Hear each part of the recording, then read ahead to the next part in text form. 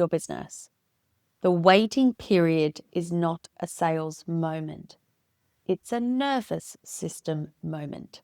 And the move you make in the next 48 hours, whether you spiral and chase or regulate and respond from clarity, that move decides not just this deal, but the kind of CEO your business is built around. In the next few minutes, I'm going to walk you through exactly what to do when a client goes quiet.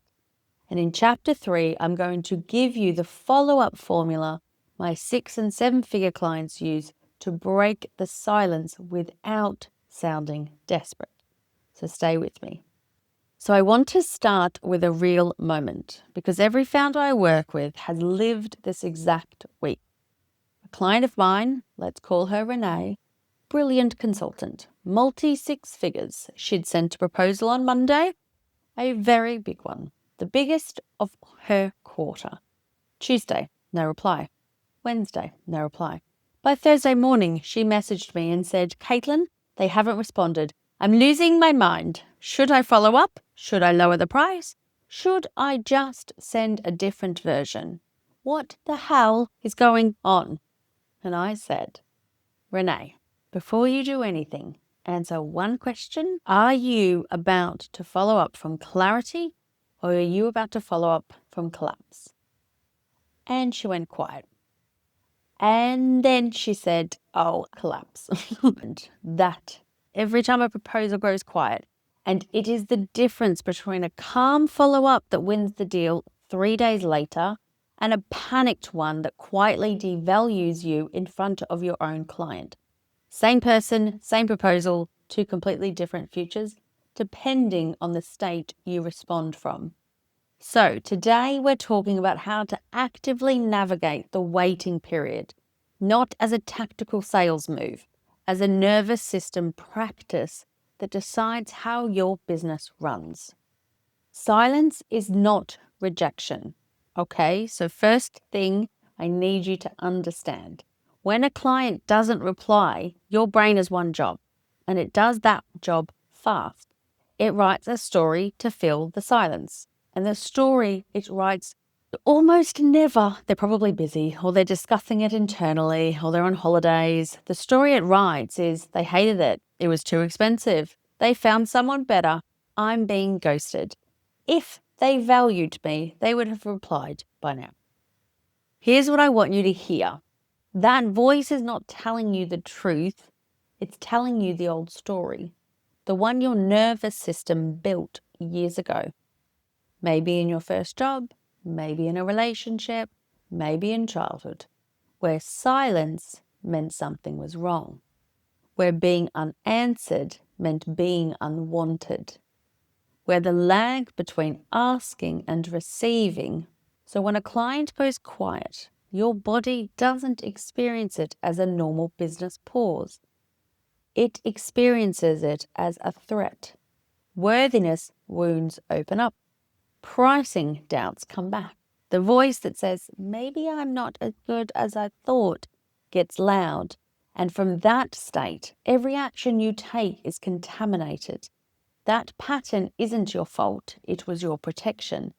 It's how you stayed safe in environments where silence used to mean something. But it's not the pattern that's going to support a multi-6, multi-7-figure business. Because every proposal you send will at some point go quiet.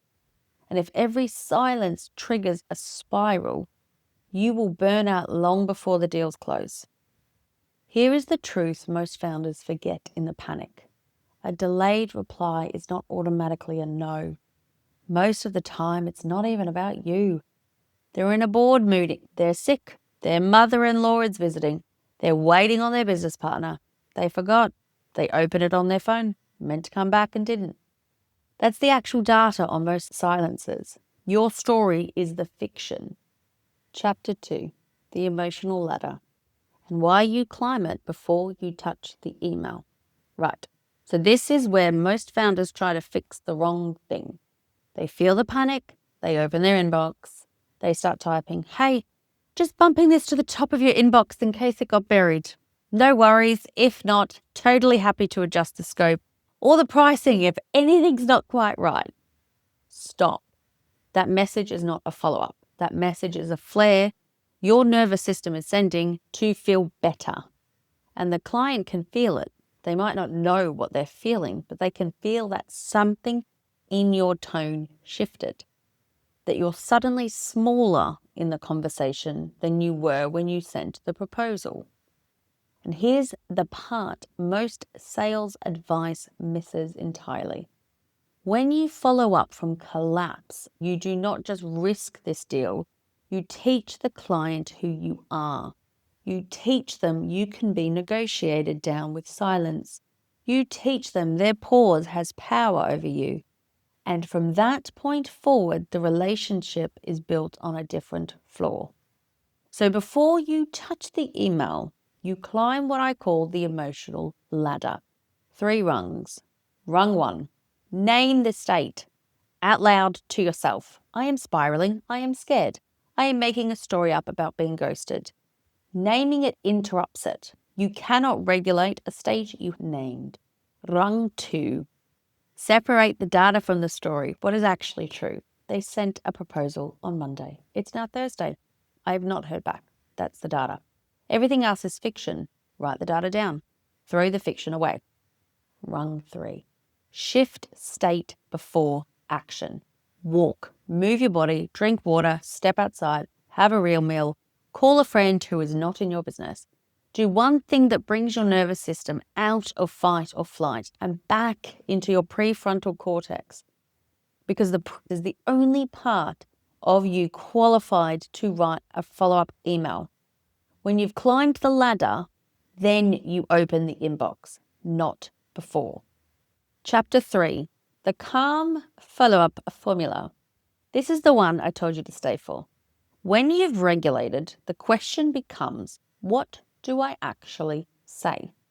And here's the answer, because most founders make this, the calm follow-up has 3 parts. I call it the clarity follow-up framework.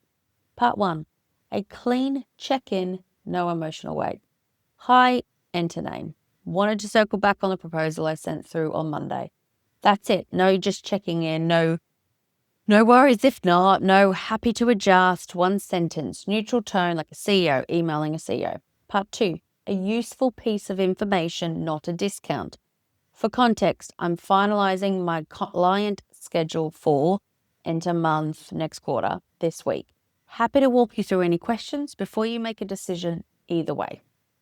You're not pressuring them, you're giving them context. You're showing them you have a calendar that other people are also booking.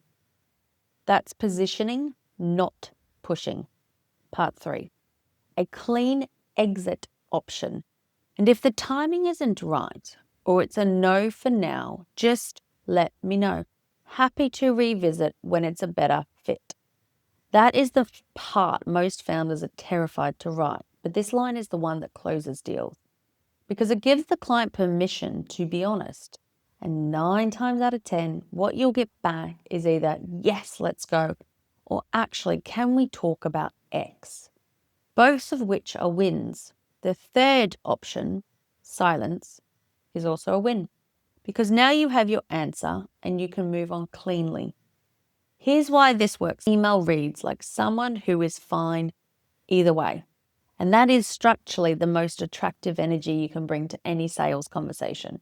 Not because it's a manipulation tactic, because it's true. When you've climbed the emotional ladder, you genuinely are fine either way.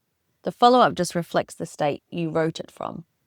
Calm clients hire calm CEOs. Panicked emails get panicked replies or no replies at all. Wait. So here's your homework, and I mean this.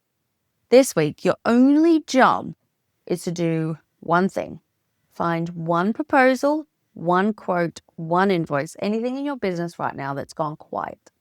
And ask yourself the question I asked Renee. Am I about to follow up from clarity or from collapse? The honest answer is collapse. Do not touch the email. Climb the ladder. First, name the state, separate the data from the story, shift your nervous system. Then, and only then, write the follow-up using the clarity framework. 3 parts, neutral tone, clean exit option. And while you're regulating, set yourself one structural change for next time. Maybe it's a clearer follow-up timeline written into your proposals. I'll follow up on X date if I haven't heard back. Maybe it's a calmer pipeline, so no single deal carries this much weight. Maybe it's a financial buffer that lets you wait without panic. One follow-up, one structural shift this week. Past 7 figures without burning out aren't the ones who closed every deal. They're the ones who learned to stay themselves during the silence. Who responded from clarity, not collapse. Who didn't let one quiet inbox decide their worth. Who built a business and a nervous system who could hold a delayed reply without unraveling. Most incredible day. You've got this, and I will see you in the next video.